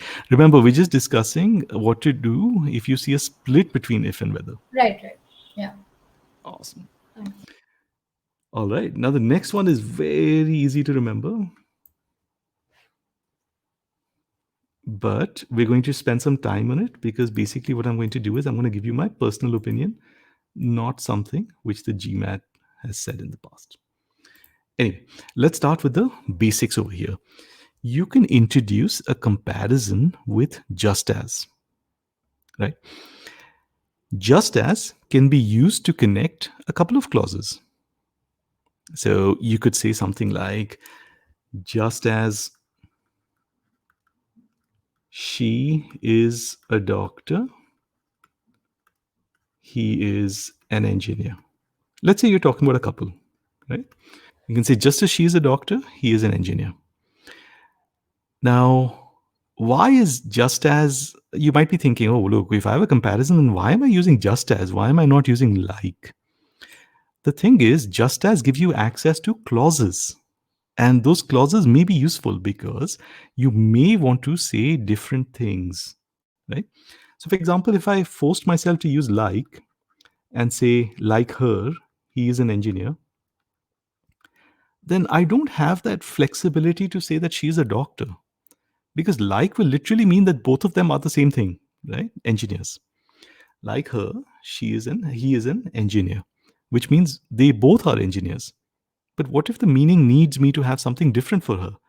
Then I will want access to a clause. And as we will discuss in a few minutes, we most, I mean, okay, let me not say most likely. Let me just say we don't want to use a clause after like. We'll discuss that in just a few minutes when we get to like. The point is, if you want access to a clause, just as is what you will use. You will say, just as she is a doctor, he is an engineer. Let me just quickly check. Is everyone comfortable with this? Just the first point. Just as clause. Okay, Ankit. Okay, only Ankit. Okay, Ankit and Abhishek. Okay, everyone. Thank you. um, but now, I want you to ask yourself, would it sound better or worse if I put a so over here? Just as she is a doctor, so he is an engineer. Let me know. Take your time, but let me know. Do you want the so there or do you not want the so there? And it's just your gut reaction. I'm not testing you. This is not a GMAT question I'm asking.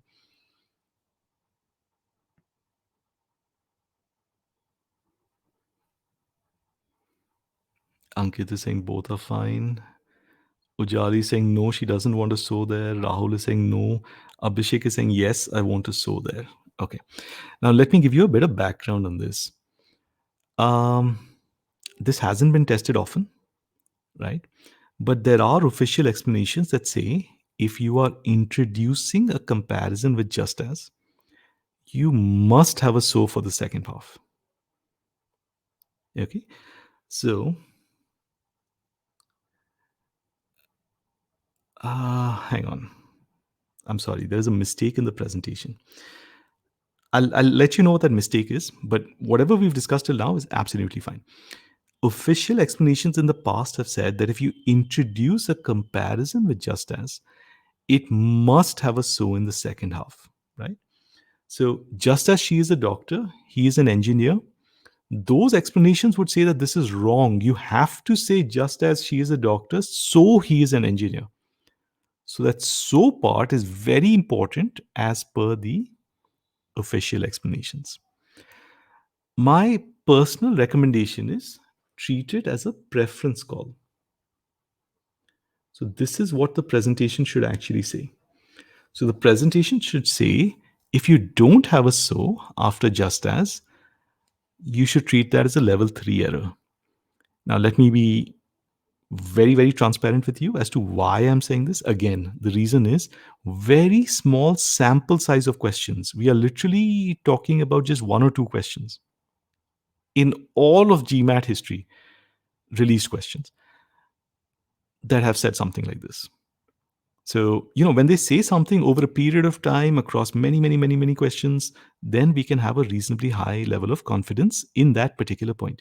But if they just said it in one or two places, it's very hard to say that, oh, from those one or two places, we're going to extrapolate to all of, any question we'll see.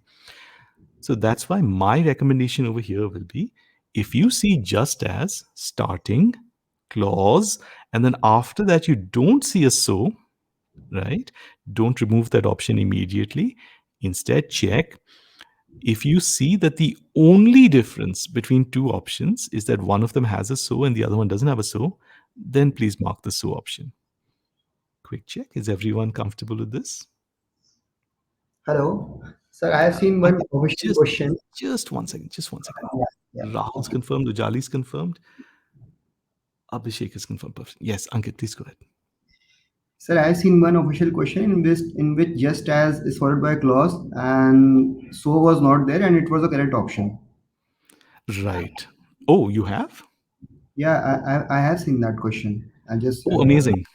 Amazing. That actually validates our approach, right? The why we should not insist on a so. right? If you can find that question, please send it to me. So I have been looking for something like that for a long. I will just send it to you. I will have solved that question. I think so. Excellent. So Okay. if you can just find it, just send it to me. I would really appreciate that. But that totally validates our approach. So thank you for that. And that is that we would strongly prefer that so to be there, especially if you have a choice between the two, right? Having a so and not having a so. But we don't treat it as level 1, we treat it as level 3. All right, now let's get to like. Like, okay. Now, a very, very famous rule is that like cannot be used for examples on the GMAT. Again, this is one of those GMAT, so called GMAT rules. So if I say something like exactly what I just did, like comparisons using like and as. But if I were to say something very simple like exams like the GMAT, right?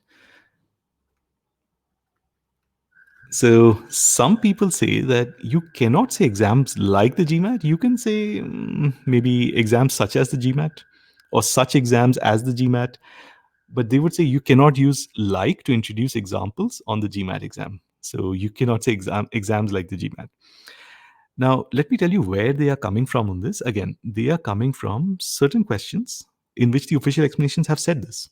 So maybe there was a split between like and such as, right? So some options went with like and some options went with such as, and the official explanation said that such as is appropriate, like is not appropriate for examples, which is fine.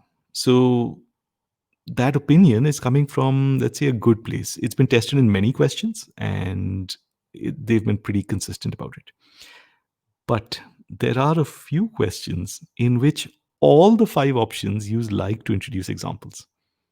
I mean, official questions, of course, real GMAT questions. Now, why is this? Because in English, like is so commonly used for examples that it is almost absurd to say that it is not possible to use it for examples. I mean, anytime you try saying something, right? I am very certain that when you speak or when you write, you will use like to introduce examples. I'm very certain of this. Most of you will not use phrases like such as. So, the practical problem we're facing is we cannot say that like cannot be used for examples because there are GMAT questions where like has been used for examples. But what we can say is if you see a split between like and such as, then the like option is most certainly wrong, most likely wrong.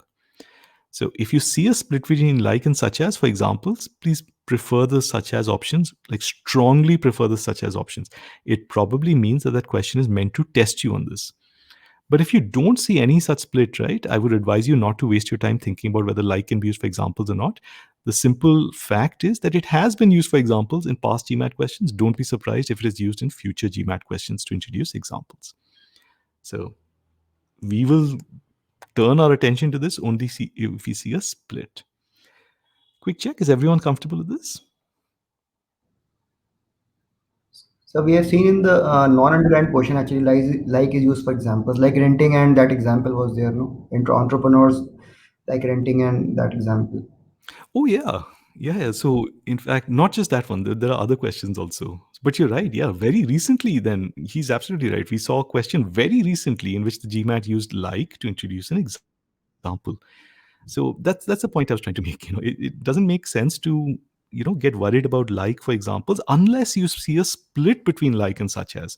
So that's just the practical way of dealing with this. As we've been discussing many times across our sessions, we're not interested in we're not interested in theory for the sake of theory, right? We're interested in the application of it, and the application of it is that we don't want to bother ourselves about like unless there is a reason to think that they are testing us on it. All right, now we get to like versus as.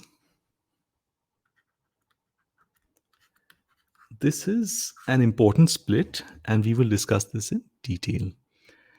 First off, so I'm just going to introduce an example from, I think this is one of the older OGs, the theory section of the OGs. She works like a librarian. This is literally the same sentence that they gave. Abhishek's got an example. Abhishek, I'll just take a look at that in a few seconds. Uh, she works like a librarian. And the other one was she works as a librarian. Now, this was the actual example that they gave, right? But for now, I'm just going to add a couple of words of my own. Okay, so remember, what I'm about to say right now, this is my own example made by modifying their example. I'm just going to add the word does over here. She works like a librarian does. She works as a librarian does. Now, the first thing we need to discuss is structure. After like, what do you see? You see a subject, you see a verb. After as, what do you see? You see a subject, you see a verb. In other words, you see a clause. Now, in the past, the GMAT has consistently said that when like is used for comparisons, it cannot be used as a conjunction. That is, it must be used as a preposition. Now, use your knowledge of prepositions. You know that prepositions cannot be followed by clauses, right? So, she works as a librarian does is wrong. Let's put that down as our first rule. Like plus subject plus verb is wrong. Okay, that's our first rule. Actually, let me pause for a second. Let me check. Is everyone comfortable with this? That she works like a librarian does is not acceptable because we've used a subject and a verb after like. We can have only a noun after like, noun or gerund. Okay, Ankit, Ujali, and Rahul have confirmed. Abhishek? Perfect. Okay, so that's the first rule. The second rule is, now let's say that, okay, there is no structural problem. We have removed the does. Now we are getting closer to the OG example, right? But we haven't exactly got there because the as still has a does after it, right? Now, when you say like, basically what you're doing is you are introducing similarity without equivalence. So, similarity without equivalence. What does this mean? She works like a librarian means she works in some similar way to the way a librarian works, but she is not a librarian. So, there is similarity but not equivalence. Equivalence means that she is a librarian. But when you say she works like a librarian, after reading that sentence, you should get the impression, yeah, but this is not telling me that she's a librarian. She just works the way a librarian works, right? Quick check. Is everyone comfortable with this? That like a librarian means similarity without equivalence.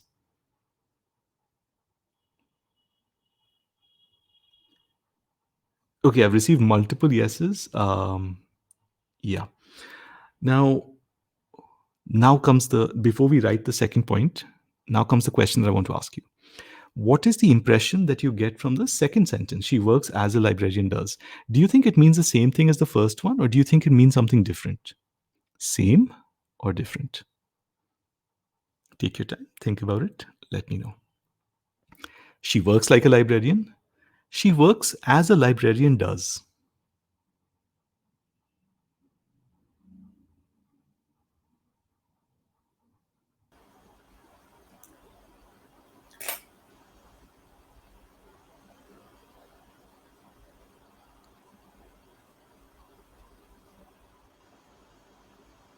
I think Ankit was about to say something, but he stopped typing.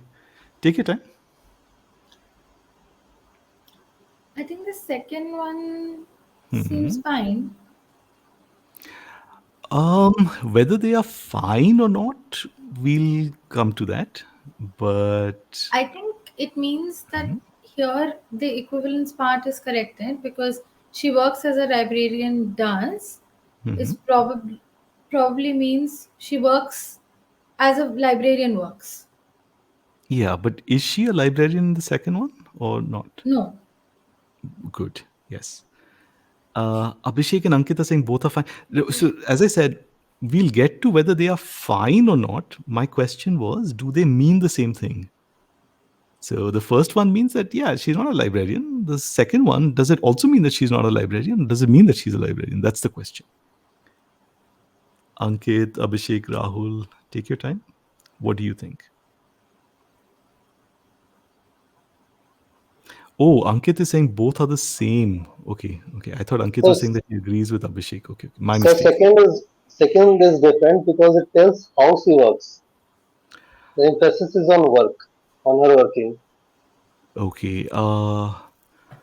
But Not, when you say she works like a librarian, doesn't that also tell you how she works?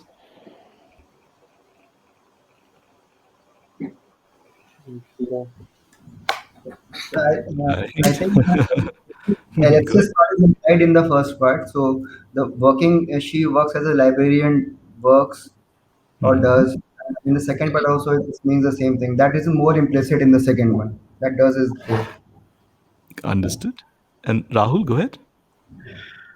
So I can be wrong, but from my understanding, it looks like in the first one she is acting as a librarian. Like maybe she's a student in a school and maybe working uh, what a librarian does in school. But in the second one, it's like she's an employee or who's a librarian. So you think there is a meaning difference between the two? Yes, but I'm not sure about my answer. But Hmm. that is what I feel. Fair enough. Fair enough. Now let me give this to you guys. Let me confirm. They both mean the same thing. Now, generally speaking, if you see like plus noun, it will be better than as plus clause. Generally speaking. So, like plus noun better than as plus clause. Why? Because like plus noun is slightly shorter than as plus clause. That's it. Like literally like one word or so. Nothing else. So this is a very, very weak call. So, I mean, when we say it's a level 3 call, that's literally what we mean. It's a preferences call. But keep one thing in mind. As plus clause gives you access to a clause, which means you have access to a verb. So if for any reason you need a verb, then as plus clause becomes better. But now let's come to the main issue.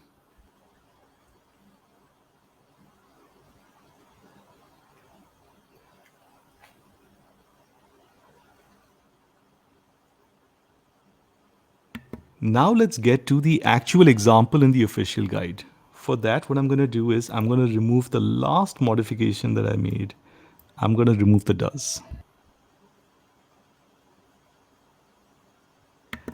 Now, after discussing a couple of other issues, we finally have come to the point that they were trying to make. She works like a librarian. She works as a librarian. Now, let's quickly summarize everything we've discussed till now. We said that like plus noun is impossible. I'm sorry, like plus clause is impossible.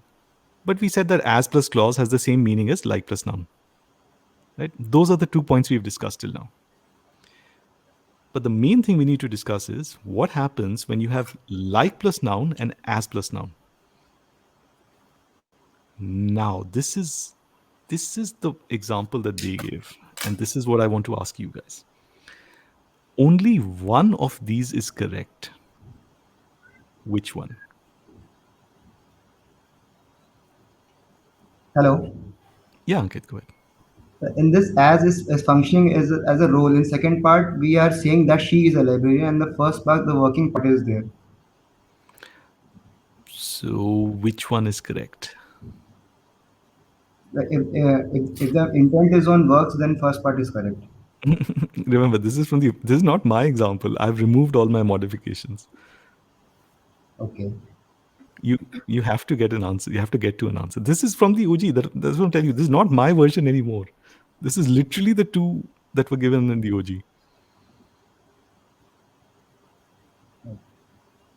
The short sentence actually. I think the second one.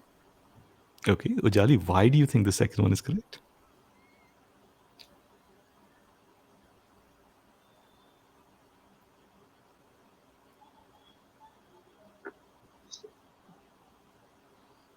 So in the first one, I think that is the being second one, Hold on. I think I heard Abhishek first and then Rahul. Abhishek, please go ahead. the second one is correct because it tells us uh, she works as a librarian. Her role is as Mhm. a librarian. But in first one, uh, like is not being compared with any noun. Like is not being compared with an. I didn't understand that part. The first part of what you said is fine. The second part, I didn't understand. We'll come back to that. Rahul, please So, go ahead. Sorry, Abhishek. Carry on. if Abhishek, it sorry. was she like a librarian, She like. No, no, no, no, no, no, no, no, no. There's nothing like that. There's nothing like that. Rahul, please go ahead. So I was taking a similar route as what Abhishek said. I was just about to say that there's no comparison being seen in the first one. So that is why uh, I I wanted to go with the No second one. comparison. Why are you guys saying there's no comparison? There is a comparison. Like is literally used for comparisons. Um, hmm. Maybe we'll have to dig deeper as to why both of you are thinking along those lines. But let me give this one to you. The second one is the correct one. Yes. So, firstly, it Hello. confirms the answer. Yes, Sir, Ankit, go ahead. sir, in the second, it is certain that she's a librarian. The first one, it is not the case. Got it. Got it. But Abhishek, I just saw your message. We are comparing verbs, comparing nouns. No, this is not how we are approaching it. This is, let's say, an alternate approach that some other people use. That like is for comparing nouns, as is for comparing clauses. That's not true. Because right now we are literally using only nouns after like and as both, right? So that thing you're thinking about clause, we've already covered it in point number 2. Now we're on point number 3, which is like plus noun versus as plus noun. Both are for nouns in the third one that we're discussing. So remember, that thing that you've read, it's a very simplistic way of looking at like and as. Don't do that. We've taken a more, let's say, comprehensive look at like versus as. So right now we're on a different issue, and that different issue is, again, you guys have understood it. As plus noun implies equivalence. That is what Ankit also closed off with. When you say she works like a librarian, there is no implied equivalence. You're not implying that she's a librarian. But in the second one, she works as a librarian means, and I'm using some of the words that you guys used, she works in the role of a librarian, or to put it another way, in the capacity of a librarian, or her job is that of a librarian. She is a librarian. That's the fundamental point over here. Now, let's be very clear. Like plus noun, as plus noun, it is not a preferences call, it's a meaning call, and both are different in meaning. When we say there is a meaning call, what we mean is there is no grammatical error. So sentences 1 and 2 are both grammatically possible, right? But grammatically possible does not mean that they are both correct. Because apart from grammar, you also have meaning and preferences to think about. What we said is there is no preferences call to be taken here. It has to be a pure meaning call. And that meaning call is, it is unbelievable that somebody would ever say she works like a librarian. Now, before any of you jump in and say, why not? The point is, the probability is very low. It's like a 0.0001% probability that anybody would ever say that she works like a librarian. What special way does a librarian work that somebody would say that she works like a librarian, right? She works as a librarian means that is her job. It is much more likely that we will say she works as a librarian than we will say she works like a librarian. This is the point that I want to discuss. So, in fact, the official guide did not even bother saying that, oh, it's a meaning call. They just said the first one is dead wrong, right? Just quick check. Are we comfortable saying that we're taking the first one out on the basis of a meaning call? The second one is correct. Quick check. Okay, Ankit's confirmed. Rahul's confirmed. Abhishek's confirmed. Ujali? Yes, I understand this, but in the second Mhm. point, we didn't we just say that like plus noun is preferred? To as plus clause. Yeah. Yes. So if your meaning is correct and you have a choice between like plus noun and as plus clause, you Hmm. generally prefer the shorter one. Okay. But that Okay. is not to say that like plus noun will always be correct. It's only when you have a choice between like plus noun and as plus clause. Right. And so like plus noun implies similarity, as plus noun implies equivalence. So we should check for the meaning. Yes. So if you see only like plus noun versus as plus noun, not as plus clause, Then you need to get into a meaning call. This is no longer a preferences call. Okay. Awesome. Now, let me give you guys a couple of examples, my own examples, and then I'll move to an official example just so that you can practice what we've discussed.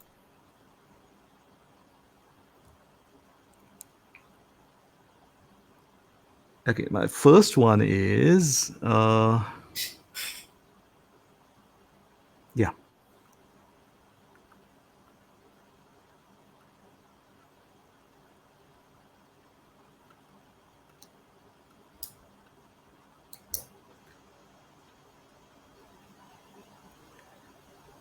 Okay, my apologies. You will need to have some knowledge of movies or comics to answer this question. But which one is correct? Okay, this one Rahul gave an answer immediately. Rahul, would you like to unmute and tell us why? So because I have seen all the movies, and And so we are definitely giving Bruce Wayne a specific role, and we're Mhm. sure about it as Batman. That's right. Correct. Correct. And is it fair to say that Bruce Wayne is Batman? Yes. Perfect. So basically, they are one and the same thing. And what we're saying is Bruce Wayne, in the form of Batman, is a superhero, right? If we went with like, it would mean they are two separate people and both are superheroes. It would literally mean Bruce Wayne, like Batman is a superhero, Bruce Wayne is a superhero. They're both different people. If we go with like, so with like, it would have actually needed to be something like Batman, like Superman, is a superhero. Batman, like Superman, like they're two different people and both are superheroes, right? But if Bruce Wayne is Batman, if they are one and the same person, it needs to be as. It can't be like. Like will imply not imply equivalence. Quick check. Rahul and Abhishek have confirmed. Ankit and Ujali, Yeah. perfect. Now one more example from my side. Like in Delhi, the traffic in Mumbai is just terrible. Now, this is wrong. I mean, this is my own example. It's based on an actual GMAT question, but I'm telling you right now that this is not correct. You guys need to tell me why it's not correct.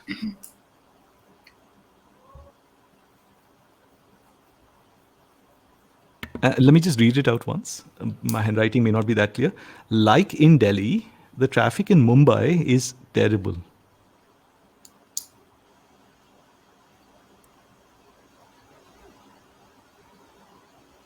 Abhishek is saying in Delhi versus the traffic comparison issue. Fair enough. That is definitely a problem. So like cannot be followed by a prepositional phrase. Good. That is another problem that we should identify. So, like, what we just discussed is like followed by a noun or a gerund, but we don't see that over here, right? This is why in your GMAT questions, you usually see a structure like this, like the traffic in Delhi, or you will see like that in Delhi, or you will see like Delhi apostrophe S, like Delhi's. Like Delhi's means something belonging to Delhi, right? But in all these cases, we end up with a noun after like. Like the traffic is a noun. Like that is a pronoun. Like Delhi's possessive noun means we expect a noun after it. That's why you normally see this in your GMAT options. You don't see like in Delhi in correct GMAT options because in Delhi is not a noun phrase, it's a prepositional phrase. So after like you need a noun phrase or a gerund phrase. Quick check, is everyone comfortable with the points that Abhishek and Ankit made? Yes. Awesome. Rahul? Perfect. All right, now let's take that last example. This is from an actual GMAT question. The background to this question is that there's a scientist called Barbara McClintock. She's won the Nobel Prize for showing that genes jump. And on the right hand side, we've got pearls moving mysteriously from one necklace to another. And one option went with like, and the other one went with as, and that was the only difference. Take your time, think about it. When you're ready, unmute and let me know.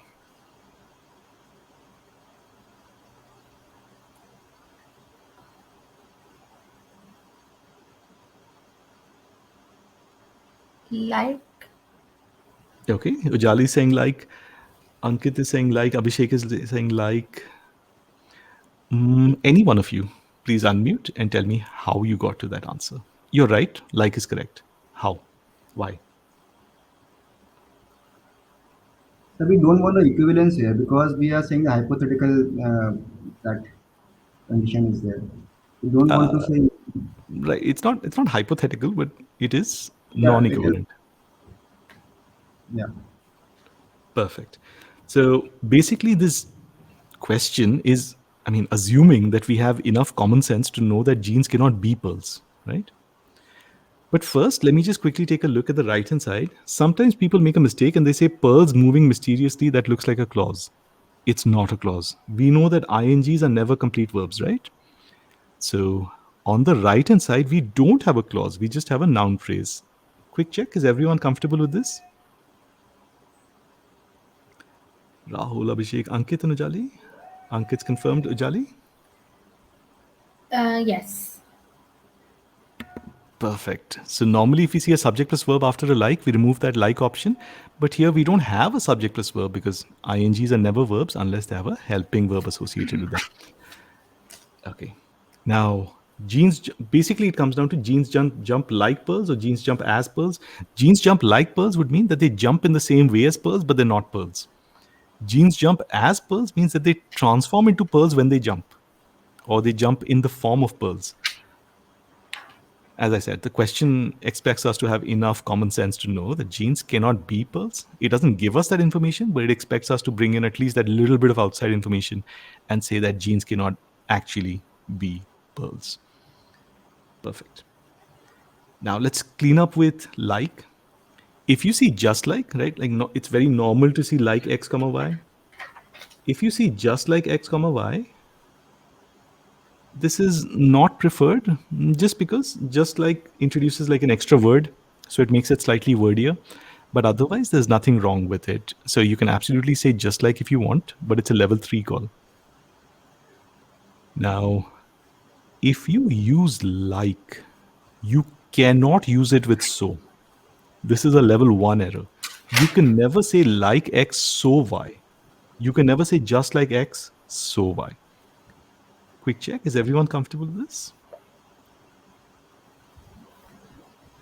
Yes. I've got a couple of yeses. Ujali's confirmed. Ankit? Perfect. All right, let's move on to the last few. I think 4 or 5 are left. Okay, the first one is mistake. Now, this mistake is when somebody uses mistake to mean confuse with. For example, if I say, I mistook him for my brother, right? I mistook him for my brother means I confused him with my brother. I looked at him and I thought he was my brother, but he was somebody else. So when you say mistake X for Y, right? That means you confused someone with someone else. Now, I'm going to slightly change my recommendation over here. If you say mistake X as Y, I want you to treat it as a level 1 error. So what you see on the presentation is my own opinion. I personally feel that it's a level 3 error if you say I mistook X as Y. But on this one, I'm not going to push my own opinion on you. I'd like you to keep it as a level 1 error. Mistake X as Y is wrong. Mistake X for Y is correct. Now, the next one is very straightforward. We've done this before. When you say not only but also, the also is always expendable. This is what we've discussed earlier. The also is always expandable. You never have to use the also. Whenever you use not only but also, you don't have to explicitly mention also. In fact, you can even replace it if you want. It's completely up to you. But the other point we've discussed is when you use not only but also to join clauses, even the but is expandable. So if you are using not only but also to join clauses, you may not see the but and you may not see the also, or you may not see either of them. Quick check, do we remember this, or should we just take a quick example? Okay, Ankit and Abhishek have confirmed, Rahul's confirmed. Ujali, quick example, or do Yeah, we? just one example, please. Sure, sure. So if I say not only does she prepare for the GMAT,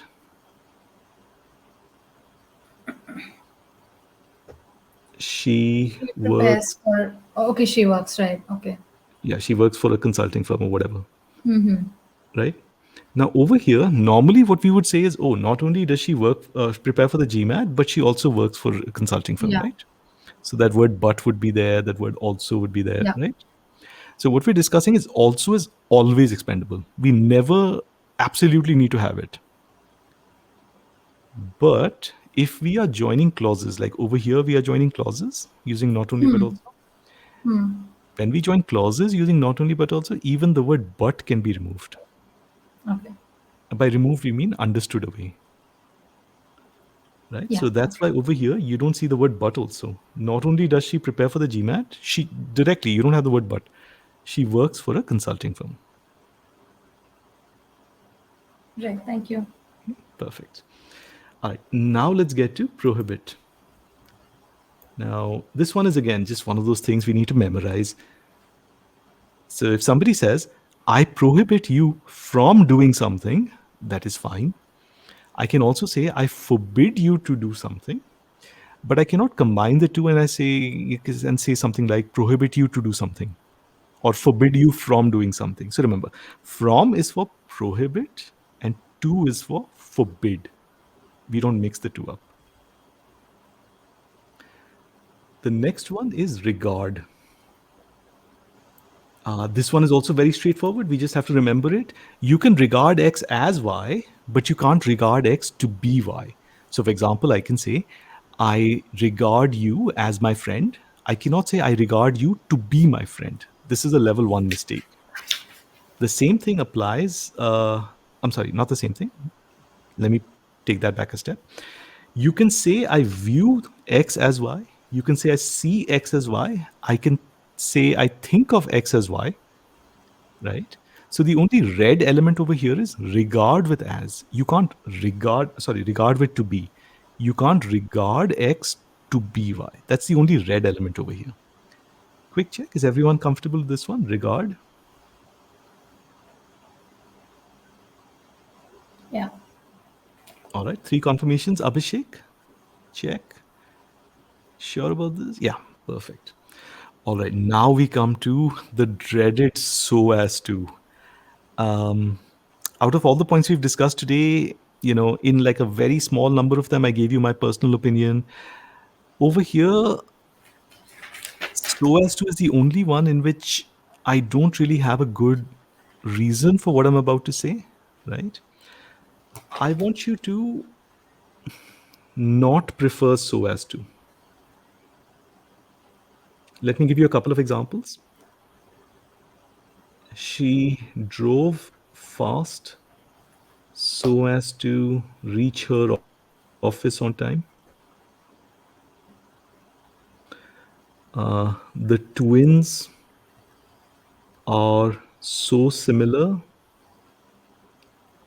as to be indistinguishable. Now, imagine that I gave you another option which said the twins are so similar that they are indistinguishable. What I'm basically saying is I would ask you to prefer a so that option to a so as to option.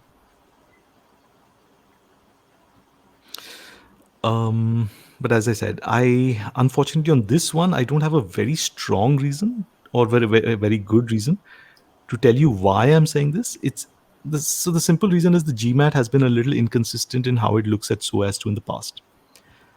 So to kind of handle that, our approach is, let's, if we see a so as to, let's not be completely close to it, but let's also try not to mark it if we see a so that option. Quick check, are we comfortable with this or not sure? Yes. Okay, Ujali's confirmed, Rahul's also confirmed, Ankit and Abhishek, check. But is there any meaning call between these two, so as to and so that?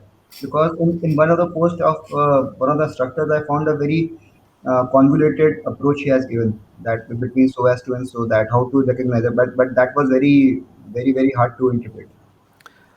Yeah, so, I've thought about that a great deal, and I have seen, I think, the post that you are talking about. Hmm. Um, I personally could not agree with that post, right? Yeah, So, I actually, mean, it was yeah, I have interesting seen post. a couple of other instructors also on this, and I could not bring myself to see it the same way that they were seeing it. And, I mean, especially if you open up a dictionary or something, you will see that so as to and so that can be used in very similar ways. I mean, for example, if I say she drove fast so as to reach her office on time, or she drove fast so that she could reach her office on time, right? Both mean the same thing, right? Um, so I get that other people have a different opinion on this, but I don't think there's any evidence from the GMAT to back that up. So my current recommendation to you guys is, look, I recognize that I'm not giving you a very solid reason, but just generally speaking, I would advise you to treat it as a level 3 issue, so as to, and prefer so that if you see a split between so that and so as to. Okay. Ankit, I realize I may not have answered your question, but mm, this is just one issue in today's session that really there is no consistent guidance from the GMAT on. Abhishek, so that is followed by clause? Yeah, yeah. So that is followed by a subject plus verb pair. Correct. Okay, the next one, so that. So that is so common that we don't even have to think about it. We use it all the time. And yeah, so that is a very, very, very common structure. We don't have anything against it. Let's take a few examples. He ate so much that he fell down. She sang so well that everyone applauded. They studied so much that they fell asleep. Anything, right? So that is very common. Let's not spend too much time on this. This is a very common structure. We have no problems with it. The next one is such that. So this is the second last one, such that. And very specifically, such adjective plus noun followed by a that clause. Sounds super complicated, but actually it's very easy. Let's take a look at an example. Uh, it was such a beautiful day that we went for a picnic. Now, firstly, let me check. Such a beautiful adjective, noun, followed by that clause. Let me check. Does the sentence sound okay to everyone? Let me have a yes or a no. Sounds okay. Kyojali is confirmed, Abhishek's confirmed, Ankit's confirmed, and Rahul's confirmed. Perfect. Now, there are two issues we need to watch out for over here. The first one is, you may remember that we discussed earlier that normally, if there is a that introduces a clause, normally the GMAT doesn't like to drop the that. So imagine that I've removed this that, right? The sentence now becomes, it was such a beautiful day, we went for a picnic. Now, the sentence is not impossible, but it is not preferred. So let's write that down as the first one. Dropping the that is not preferred. So if you just introduce the subject verb pair of the clause without the that, it's not generally a good idea. It's a level 3 error.